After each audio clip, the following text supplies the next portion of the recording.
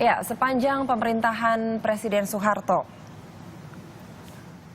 Pada 27 Januari 2008, Presiden kedua Republik Indonesia Soeharto wafat. Sebelum terjun ke dunia pemerintahan, pria kelahiran Bantul, Yogyakarta ini mengawali karirnya di dunia militer. Tahun 1949, saat berpangkat sebagai Letnan Kolonel, Soeharto berhasil memimpin pasukannya merebut kota Yogyakarta dari tangan penjajah Belanda. Ia juga memegang komando pada operasi gerakan G30S tahun 1965. Pasca peristiwa itu, Soeharto menjadi Panglima Angkatan Darat menggantikan Jenderal Ahmad Yani. Tahun 1967 dalam sidang istimewa MPRS menunjuk Soeharto sebagai Presiden RI kedua menggantikan Presiden Soekarno. Saat menjabat sebagai Presiden, Soeharto dijuluki Bapak Pembangunan Bangsa.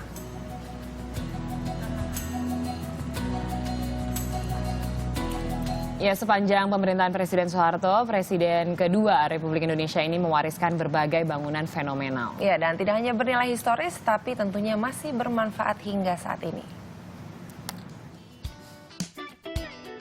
Pada pemerintahan Presiden Soeharto, sebuah kawasan wisata yang menghadirkan miniatur Indonesia berdiri. Taman Mini Indonesia Indah digagas oleh Ibu Negara kala itu, yaitu Ibu Siti Hartinah atau akrab disapa Ibu Tin. Dibangun di atas area seluas 150 hektar, Taman Mini mulai dibangun tahun 1972 dan diresmikan tanggal 20 April 1975. Hingga kini, Taman Mini masih menjadi tempat wisata edukasi budaya terkemuka di ibu kota. Di dalamnya terdapat banyak museum, seperti Museum Perangko, Museum Serangga, dan Museum Purna Bakti Pertiwi. Selanjutnya, untuk menggantikan fungsi Bandara Kemayoran yang berlokasi terlalu dekat dengan basis penerbangan militer di Bandara Halim Perdana Kusuma, Jakarta Timur. Pada 1 Mei 1985, Presiden kedua Republik Indonesia meresmikan Bandara Internasional Soekarno-Hatta di Cengkareng, Jawa Barat. Bandara seluas 18 km persegi ini awalnya memiliki dua terminal. Terminal 1 digunakan untuk penerbangan domestik, sementara Terminal 2 untuk penerbangan internasional. Kini, bandara terbesar dan tersibuk di Indonesia ini terus berkembang. 9 Agustus 2016 lalu, Terminal 3 Ultimate resmi beroperasi di Bandara Internasional Soekarno-Hatta. Saat ini, terminal tersebut melayani penerbangan untuk maskapai Garuda Indonesia.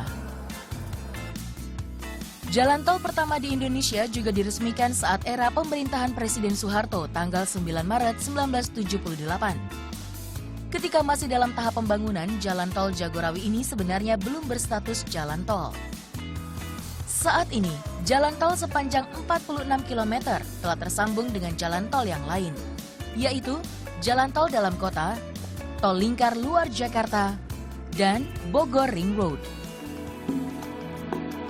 Tak hanya di Pulau Jawa, jembatan yang terbentang di atas Sungai Mahakam, Kalimantan Timur juga diresmikan saat Presiden Soeharto berkuasa tahun 1987. Jembatan sepanjang 400 meter ini menghubungkan kawasan Samarinda Kota dan Kecamatan Samarinda seberang. Selama 20 tahun, Jembatan Mahakam menjadi satu-satunya penghubung daerah Mahakam bagian utara dan Mahakam bagian selatan. Setelah itu, pemerintah kota Samarinda mulai membangun dua jembatan untuk mengatasi kemacetan di Jembatan Mahakam, yaitu Jembatan Ulu dan Jembatan Mahkota II.